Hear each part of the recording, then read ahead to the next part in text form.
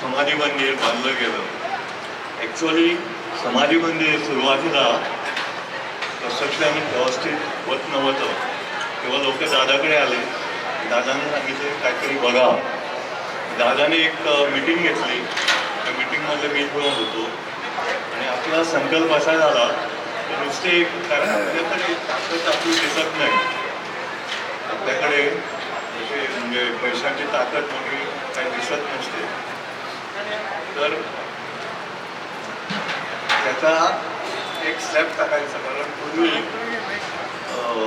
फॅब्रिकेशनचं काम होतं तिथे. नुसती समाधीवर तुझे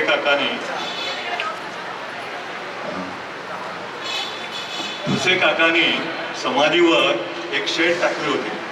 बस एवढंच होतं. त्याच्यानंतर मग हे नाशिकवाल्याने जे संजय जोशी वगैरे त्यांनी त्याला एक थोडंसं स्वरूप दिलं होतं. पण तरी पण ते अर्धवटच होतं. आणि मग असा कमिटी घेतल्यानंतर दादांच्या ह्याच्यात तर एक स्लॅब आपण टाकू.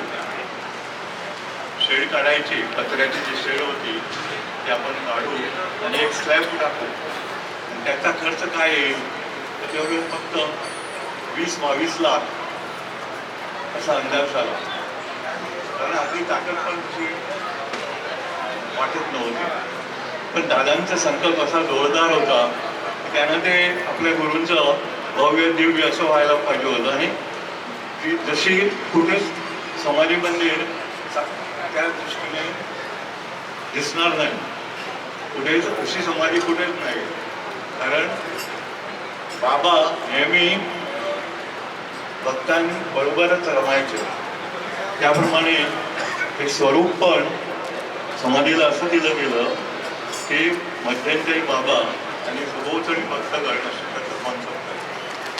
आणि 20 लाखांचं 20-22 लाख तर हे दादांच्या संकल्पबद्ध आहे. दादांचा आशीर्वाद दादांचा संकल्प असा आहे की कोणत्याही कामाला पैसे कमी पडत नाही.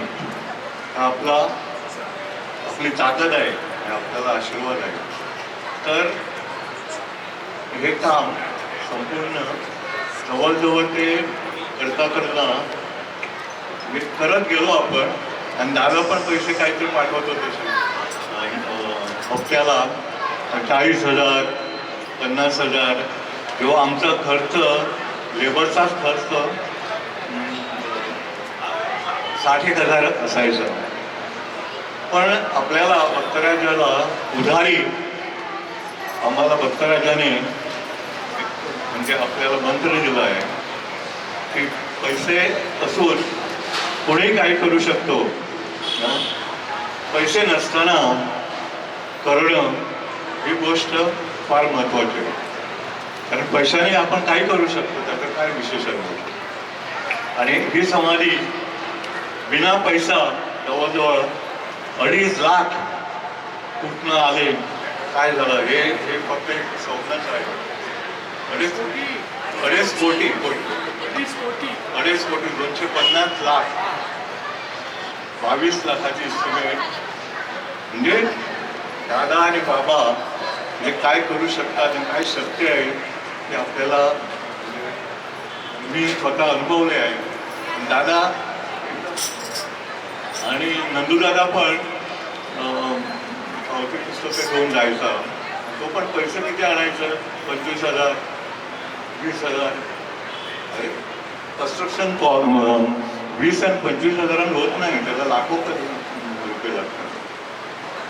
तर ही एक मोठी अनुभूती आहे. आणि मला ते भाग्य मिळालं की अनुभवता आलं आणि माझ्याकडून त्याने करून घेतलं आहे. आणि आज खरोखर ती वास्तू म्हणजे खूप जेव्हा मी स्वतः आता मागे जाऊन आलो तर मला सुद्धा ते आश्चर्यच वाटतं. एक गोष्ट माझ्या हातून होऊन गेली कशी काय झाली.